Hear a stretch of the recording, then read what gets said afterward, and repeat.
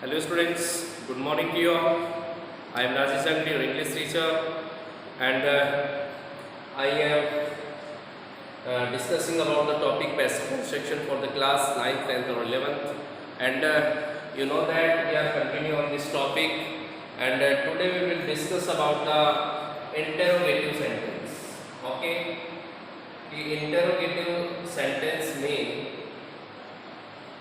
हमें अपना passive voice किस तरीके से फ्रेम करना है, पैसिव वॉइस किस तरीके से बनाना है, उसके बारे में हम चर्चा करेंगे, डिस्कस करेंगे। ओके, तो सबसे पहले तो हमें ये पता होना चाहिए कि इंटरोगेटिव सेंटेंस का फॉर्मेट क्या होता है, यानी कि उसका फॉर्मूला क्या होता है। इंटरोगेटिव सेंटेंस किस ऑर्डर में लिखा जाता है उसके बारे में हमें मालूम होना चाहिए।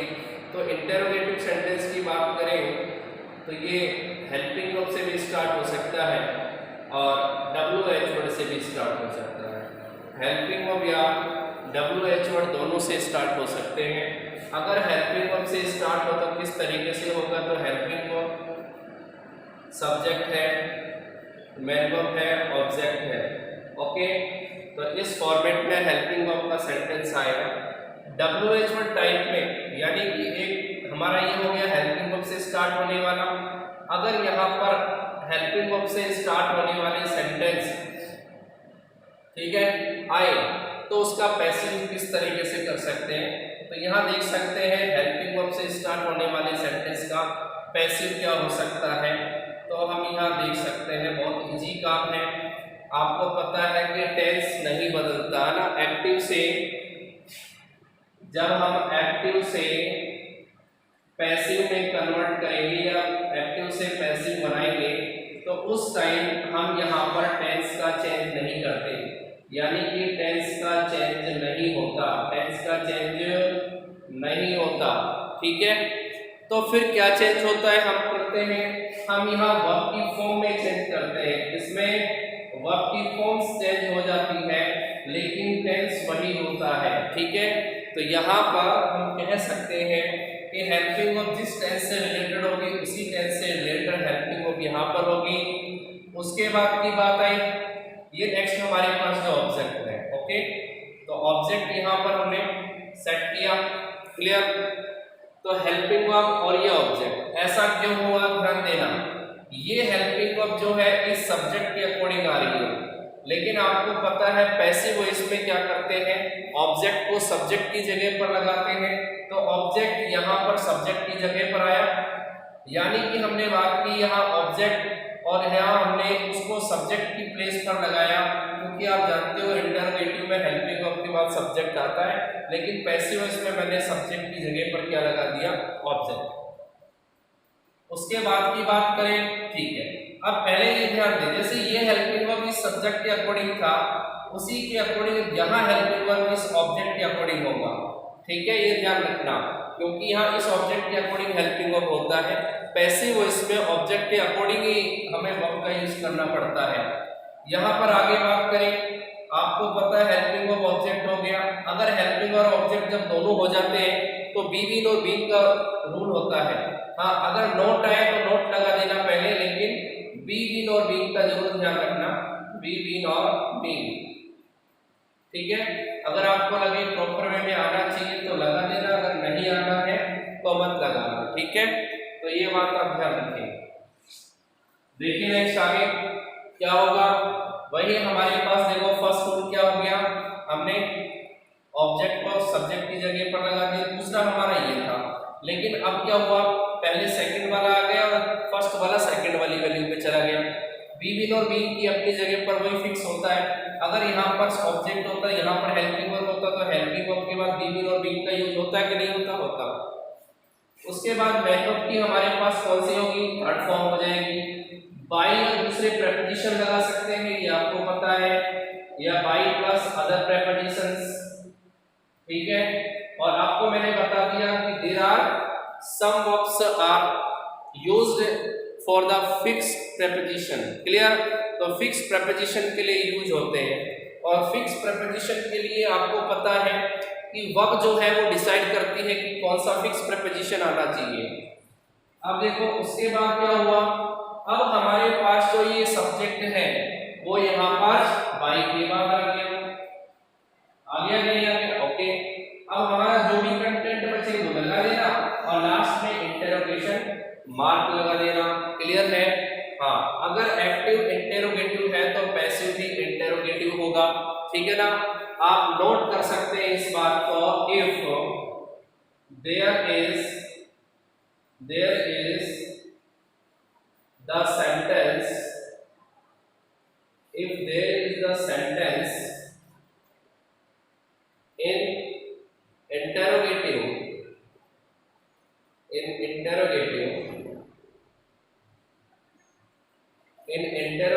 format, then there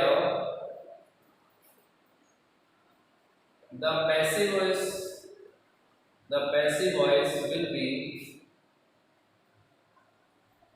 passive voice will be in interrogative format।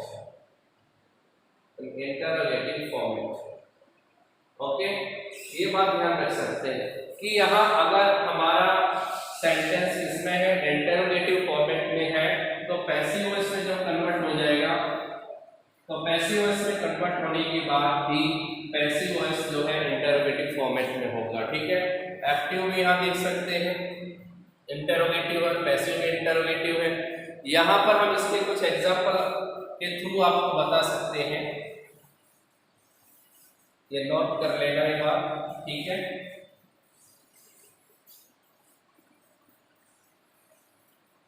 देख सकते हैं एग्जांपल के थ्रू, जैसे मैंने कहा have you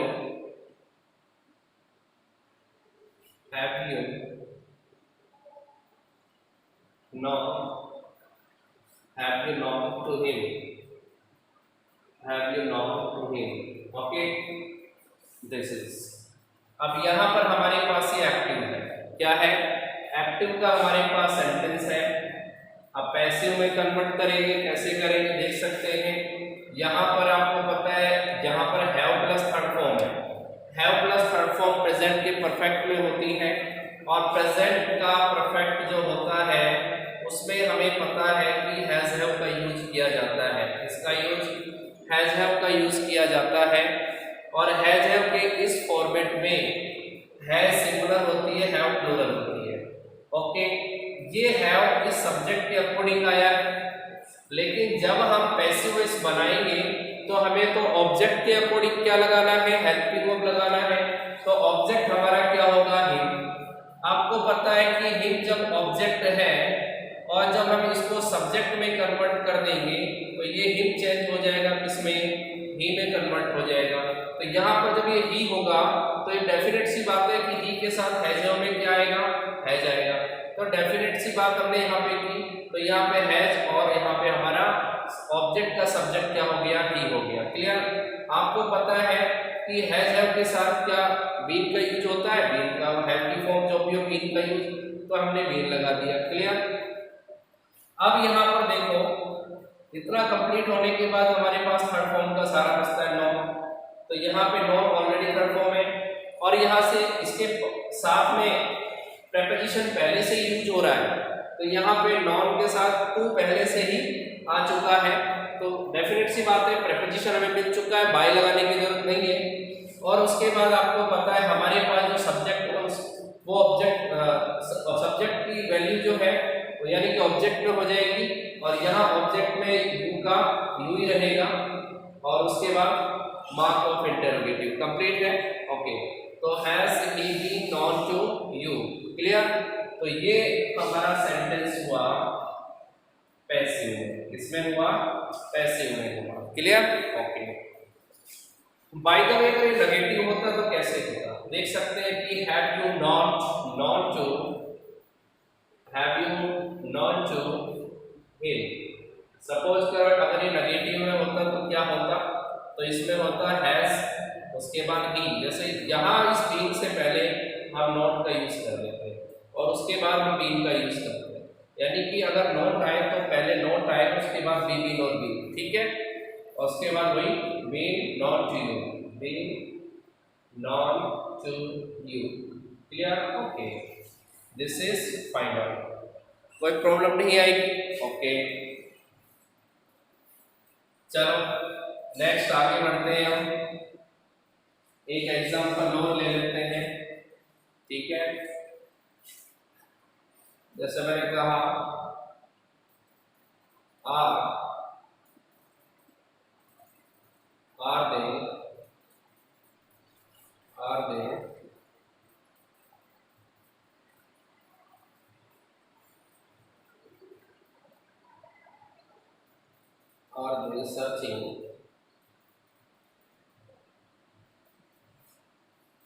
are they searching for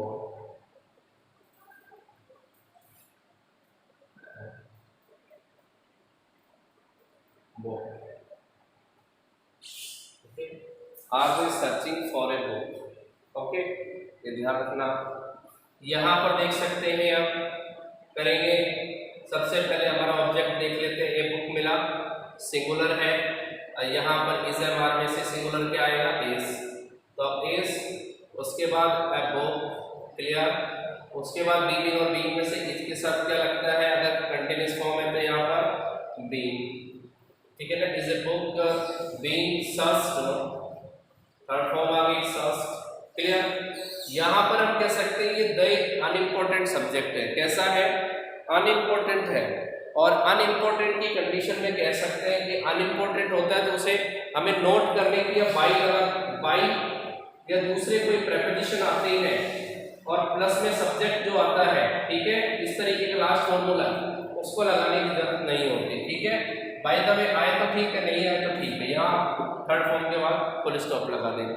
इसके रूल के बारे में मैं आपको बताऊंगा, क्लियर।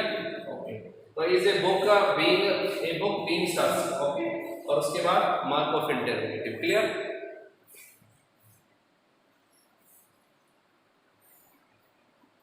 तो इस तरीके से हमारे हेल्पिंग वर्ब वाले कंप्लीट हुए।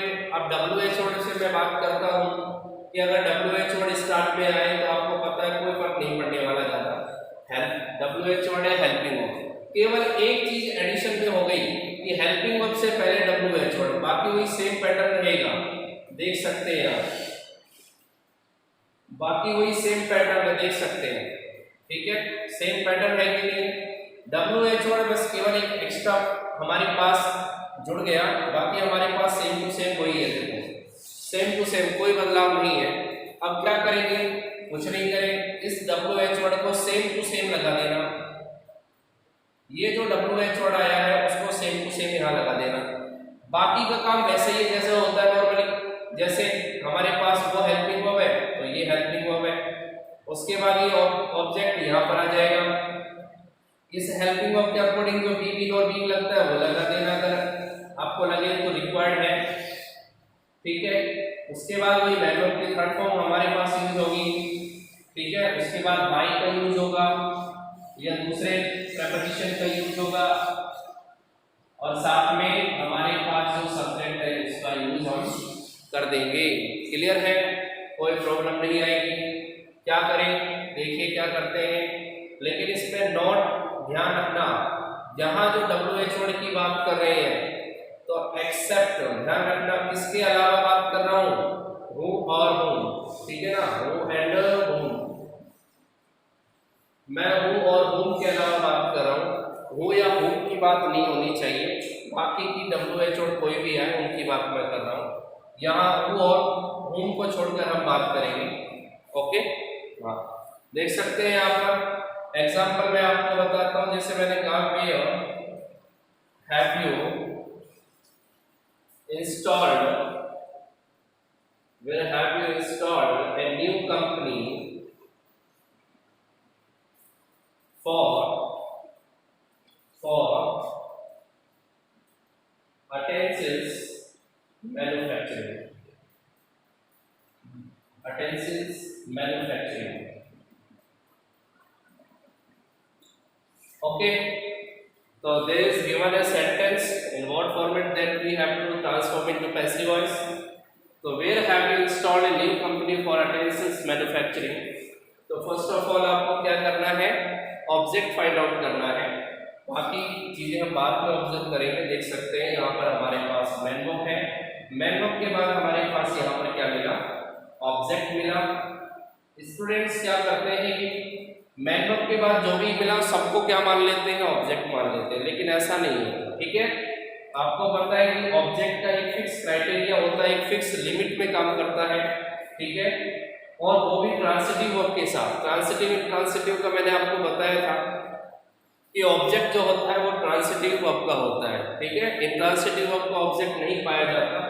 तो ऑब्जेक्ट ढूंढने के लिए आप क्या कर लें, व्हाट और होम से क्वेश्चन कर लें। अभी जब डबल ऑब्जेक्ट वाले हमारे पास पैसिव वॉइस के क्वेश्चन आएंगे तो मैं आपको बिल्कुल क्लियर स्पष्ट कर दूंगा, बिल्कुल क्लियर कर दूंगा कि किस तरीके से ऑब्जेक्ट आपको फाइंड आउट करना है। बाय द वे आपकी केवल इतना ध्यान रखिए, यहाँ पर ऑब्जेक्ट क्या है, एलियन कंपनी। अब सर ये बच गई, ये क्या बचा फिर, ये हमारे पास क्या है, प्रेपोजिशन फ्रेज है। क्या है, प्रेपोजिशन फ्रेज है। और प्रेपोजिशन फ्रेज को हम कभी भी क्या नहीं मानते, ऑब्जेक्ट नहीं मानते। एडवर्ब फ्रेज आए तो भी हम उसको ऑब्जेक्ट नहीं मान सकते। ठीक है, तो ये बात ध्यान रखिए। तो प्रेपोजिशन फ्रेज है, क्या कहें, चलो इसको ट्रांसफॉर्म करते हैं किसमें, पैसिव वॉइस में। तो आपको बताया था मैंने, हु और होम को छोड़कर बाकी जो भी WH बढ़ाए सेम टू सेम नोट कर देना, वेयर का वेयर हुआ। लेकिन यहाँ पे क्या हैव का हैव आएगा, नहीं, अरे ये हैव तो इस सब्जेक्ट के अकॉर्डिंग है और हमें ऑब्जेक्ट के अकॉर्डिंग चाहिए, लेकिन आएगा हैज हैव में से, इतना तो कंफर्म है, आएगा उसी टेंस से। ए न्यू कंपनी क्या है, सिंगुलर, सिंगुलर के साथ क्या आता है, हैज आता है।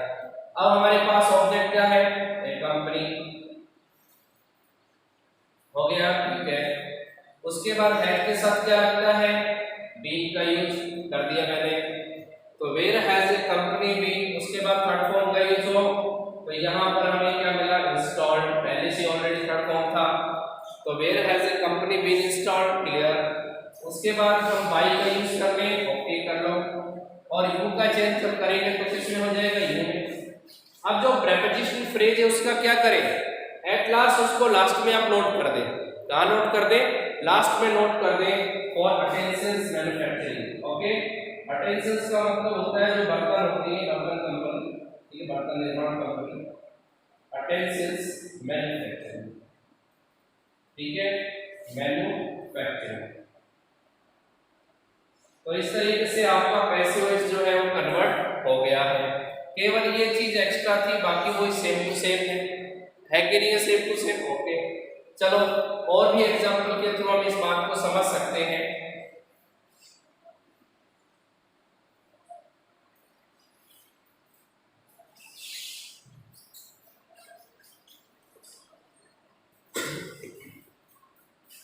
देखिए, जैसे मैंने कहा,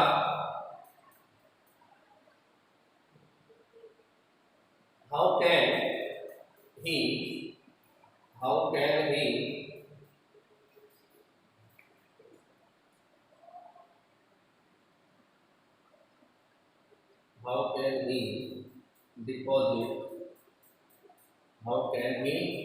deposit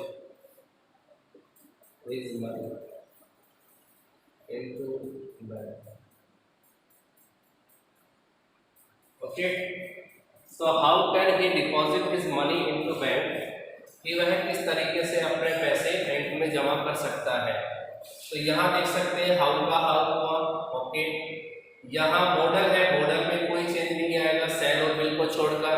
आपको कोई ध्यान नहीं देना, जैसा मॉडल है वैसा का वैसा मॉडल नोट कर देना। ऐसा भी नहीं कि प्रेजेंट का पास्ट करना है। यहाँ एक्टिव जो प्रेजेंट में है तो पैसिव भी प्रेजेंट में होगा, एक्टिव अगर पास्ट में है तो पैसिव भी पास्ट में होगा।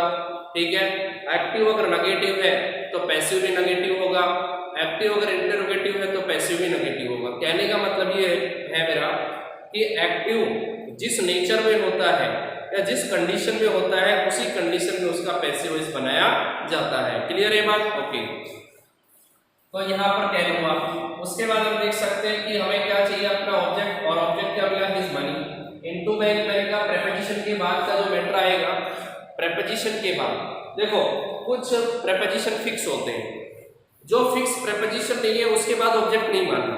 फिक्स प्रेपोजिशन के बाद अगर कोई ऑब्जेक्ट है तो हम उसको ऑब्जेक्ट मान लेंगे, लेकिन हर प्रेपोजिशन के बाद आने वाला कंटेंट ऑब्जेक्ट नहीं हो सकता।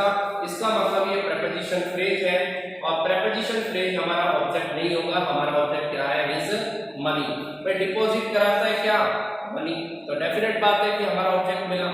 तो यहाँ पर मिला हाउ कैन, यहाँ पर क्या मिला, हिज मनी, ओके, तो यहाँ his money, how can his money, clear, okay. आगे बाय द वे कई बार हिज भी नहीं देता, कोई प्रॉब्लम नहीं, पॉजिटिव नहीं देगा तो कोई प्रॉब्लम नहीं, हाउ कैन हिज मनी। अब नेक्स्ट, अब यहाँ पर नेक्स्ट बात करते हैं कि मॉडल के साथ बी बिन और बिन में से क्या आता है, बी, नोट कर दिया, बी पता है ना, मॉडल के साथ बताया था बी बिन और बिन में से क्या आएगा, बी। थर्ड फॉर्म क्या हो गई, डिपॉजिट, क्लियर, बाय का यूज किया, ओके, ही का चेंज किसमें हो गया, हिम, ठीक है। तो how can his money B deposit by him into bank, last में चला जाएगा preposition phrase, okay, okay, note हो गया। तो इस तरीके से हम इसका किसमें कर सकते हैं, पैसिव में चेंज कर सकते हैं। बाय द वे जैसे हमने बात की कि हु और होम की क्या कहानी है, who and home, who and home के लिए क्या करें, देखिए अगर हु आए तो आपको पता है हु का नेचर कैसा होता है, देखो अगर हु आए तो किस तरीके से करना है, करना क्या है, देखिए इसमें हु आए तो हु का चेंज यहीं पर किसमें कर देंगे, बाय होम में। देखो हु दो काम करता है, हु करता है दो टाइप के काम, कौन कौन से काम करता है, हु जो है यहाँ पर सब्जेक्ट भी है और हु यहाँ पर WH वर्ड भी है। तो WH वर्ड होने के नाते तो मैंने इसको शुरू में लगा दिया, और सब्जेक्ट होने के नाते जब हम इसको ऑब्जेक्ट में कन्वर्ट करते हैं तो बाई प्लस सब्जेक्ट लगाते, तो वो काम भी मैंने यहीं पर कर दिया कि नहीं कर दिया, देखो का चेंज किसमें हो गया, ऑब्जेक्ट में होम कर दिया और उससे पहले बाई लगा दिया, तो दोनों काम यहाँ पर हो गए। उसके बाद हमारे पास हेल्पिंग वर्ब, उसके पास हमारे पास ऑब्जेक्ट, इस हेल्पिंग वर्ब के अकॉर्डिंग आने वाले जो भी है बी बिन और बी, अगर जरूरी है तो नोट कर देना, हो गया। उसके बाद हमारे पास मैन वर्ब की थर्ड फॉर्म, आगे बाई का यूज नहीं होगा क्योंकि ये काम पहले यहाँ पर हम कर चुके हैं, लास्ट में आपको सिर्फ मार्क ऑफ इंटररोगेटिव का यूज करना है, ठीक है, ओके। फॉर एग्जांपल मैं आपको बताऊं, home makes, home makes Honey, ये मैंने क्या करें, ये हमारे पास है, इसका चेंज कर देंगे बाय होम में, तो यहाँ पर हमारे पास तीन काम एक साथ हो गए, बाय का भी यूज हो गया, ऑब्जेक्ट का सब्जेक्ट भी हमने बना दिया, सॉरी सब्जेक्ट का ऑब्जेक्ट हमने बना दिया, और WH वर्ड का WH वर्ड हमने कर दिया। उसके बाद हेल्पिंग वर्ब की बात आती है, देखो प्रेजेंट सिंपल है, प्रेजेंट सिंपल में इज एम आर का यूज होता है, लेकिन यहाँ कंफर्म नहीं पता इसलिए सिंगुलर लगाते हैं, भाई प्लूरल है कि सिंगुलर नहीं पता, इज लगाया। उसके बाद हमें पता है बी बिन और बिन का, सॉरी ऑब्जेक्ट, ऑब्जेक्ट क्या हमारे पास, हनी, सिंगुलर। अब यहाँ इसके साथ बी बिन और बिन नहीं लगेगा, मेक की थर्ड फॉर्म क्या होगी, मेड, ओके, तो by whom is honey made, केवल इतना ही इनफ रहेगा हमारे लिए, आगे लिखना गलत कर देगा, ओके। तो यहाँ पर ये हो गया। अगर यहाँ पर हम बात करें, इसको नोट कर लेना,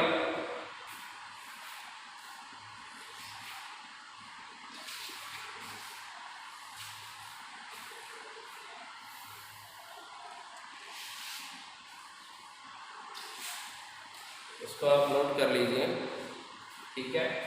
अब जैसे अगर बाई, अगर होम आ जाए, ठीक है, होम आ जाए तो क्या करेंगे, होम, और उसके बाद जो भी हमारे पास हेल्पिंग वर्ब है, मैन वर्ब है, ऑब्जेक्ट है, ठीक है, home, helping verb, man verb, और ठीक है यहाँ पर subject plus man verb plus हमारे पास जो भी एडिशनल कंटेंट आएगा, ठीक है, एडिशनल हमारे पास जो भी कंटेंट ऑब्जेक्ट भी हो सकता है, तो जो भी अपने पास कंटेंट है लास्ट में इंटररोगेशन मार्क लगा देना।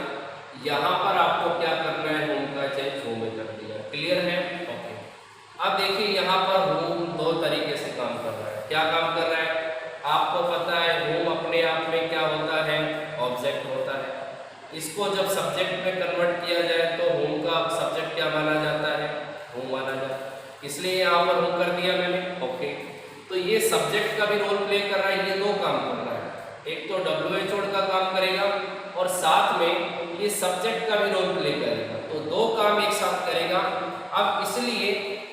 हमें क्या करना है, दूसरे नंबर पे हमें क्या करना है, हेल्पिंग वर्ब का यूज। ओके, यहाँ पर मैंने कहा ये कंटेंट मिले नहीं मिले, हो सकता है डबल ऑब्जेक्ट में आपको मिल जाए। उसके बाद क्या करें, हेल्पिंग वर्ब की बात आती है, हेल्पिंग वर्ब हमने यूज कर दिया कि नहीं कर दिया। ओके, उसके बाद ध्यान देना, यहाँ पर अगर बी बीन और बीइंग आपको लगे हैं तो बी बीन और बीइंग का यूज कर देना। क्लियर है? तो हो, उसके बाद हेल्पिंग वर्ब हो गया। उसके बाद जरूरी है इस हेल्पिंग वर्ब को देखना, यहाँ पर बी बीन और बीइंग में से क्या आएगा, मॉडल है तो बी लगा देना, हैव की फॉर्म है तो बी लगा देना, और यहाँ आईएनजी फॉर्म आए तो बीइंग लगा देना। उसके बाद मेन वर्ब की थर्ड फॉर्म हो गया। ओके, अगर यहाँ पर बाय द वे ऑब्जेक्ट आता है तो, तब की बात कर रहा हूँ, ऑब्जेक्ट आए तो, जरूरी नहीं यहाँ पर ऑब्जेक्ट आए, लेकिन यहाँ पर ऑब्जेक्ट आए तो यहाँ पर आप इस ऑब्जेक्ट को मैन वर्ब की थर्ड फॉर्म के बाद फिक्स कर देना। किसके बाद फिक्स करना, मैन वर्ब की थर्ड फॉर्म के बाद फिक्स करना। ओके, क्लियर है? उसके बाद जो भी है आपने बाय नोट किया, और उसके बाद आपका जो सब्जेक्ट है बाय के बाद नॉट होगा। क्लियर है? इस फॉर्मेट में आपको करना है। एक एग्जांपल के लिए आप समझ सकते हैं, whom are you helping. Clear है? यहाँ ऑब्जेक्ट नहीं मिले कोई प्रॉब्लम नहीं है, इजीली आप इसको कर सकते हैं। आप सोच रहे होंगे कि स्टूडेंट की ऑब्जेक्ट नहीं आया, अरे ऑब्जेक्ट का काम कौन कर रहा है, होम खुद अपने आप में क्या है, ऑब्जेक्ट है। अभी मैंने क्या बताया, जब होम अपने आप में ऑब्जेक्ट हो तो होम ऑब्जेक्ट का सब्जेक्ट में कन्वर्ट करेंगे तो क्या हो जाएगा, होम। तो दो काम हो गए, एक तो WH छोड़कर WH छोड़, और दूसरा इस ऑब्जेक्ट का हमने सब्जेक्ट क्या बना दिया, वो बना दिया। आगे क्या करें, आगे हमारे पास हेल्पिंग वर्ब है। हेल्पिंग वर्ब आपको पता है एक्टिव के टेंस के अकॉर्डिंग यूज होता है। यहाँ पर देख सकते हैं हो की, यहाँ पर हमें ये नहीं पता कि सिंगुलर है प्लूरल है, क्योंकि जितने भी WH वर्ड होते हैं अपने आप में ना तो सिंगुलर है ना ही प्लूरल है। और जब आपको ये नहीं पता है कि सिंगुलर है प्लूरल है तो इस वे में हम सिंगुलर का ही यूज करते हैं। इसलिए हो के साथ हमने क्या लगाया, इसका यूज किया, टेंस नहीं बदला, केवल इसकी वर्ब में हमने फॉर्म में चेंज कर दिया। उसके बाद बात करते हैं, यहाँ पर देखो कंटिन्यूअस है, इसलिए हम क्या लगाएंगे, यहाँ पर इज एम आर या बी की फॉर्म के साथ बीइंग का यूज करेंगे। क्लियर? इतना हुआ तो हमारे पास सब्जेक्ट हो गया, हमारे पास वही हेल्पिंग वर्ब आ गई, उसके बाद बी बीन और बीइंग का यूज हो गया। थर्ड फॉर्म की बात करें तो यहाँ पे क्या आ गया, थर्ड फॉर्म क्या हो गया, हेल्प हो गया, तो who is being help. Clear? अब हमारे पास बाई, और बाई के बाद ये यू जो है हमने इसको किसमें कन्वर्ट कर दिया, ऑब्जेक्ट में कन्वर्ट कर दिया, तो home is being helped bye you. और लास्ट में हमारे पास किसी टाइप का कोई कंटेंट या कोई भी एलिमेंट नहीं बचा, इसीलिए हम लास्ट में मार्क ऑफ इंटरोगेटिव का यूज करते हैं। वैसे हु से पूछे जाने वाले क्वेश्चन ज्यादा होते हैं, होम से पूछे जाने वाले क्वेश्चंस कम होते हैं। क्लियर है? ओके, अब बाकी के जो पैसिव वॉइस के हमारे पास जो रूल बचे हैं, जैसे कि हम डबल ऑब्जेक्ट की बात करेंगे, इसके अलावा अगर सेंटेंस इंपेरेटिव टाइप का है तो किस तरीके से पैसिव में हम उसे कन्वर्ट करेंगे, तो इन सारी चीज़ों के बारे में हम नेक्स्ट वीडियोस में बात करने वाले हैं। तब तक के लिए आप जो आज इंटरोगेटिव सेंटेंस पढ़ाया उनको नोट कीजिए, ठीक है? इसीलिए अपनी स्टडी को बेटर बना सकते हैं, बेहतर बना सकते हैं, पेंडेमिक की इस कंडीशन को आप मात दे सकते हैं। और हमारे साथ बने रहिए हमारे यूट्यूब चैनल पर, इंग्लिश विद राजेश चैनल पर आपको वीडियो जो है प्रोवाइड होती रहेगी। इसलिए चैनल को सब्सक्राइब कीजिए, लाइक कीजिए, शेयर कीजिए, कमेंट कर दीजिए अगर कोई प्रॉब्लम है तो। Okay, good bye.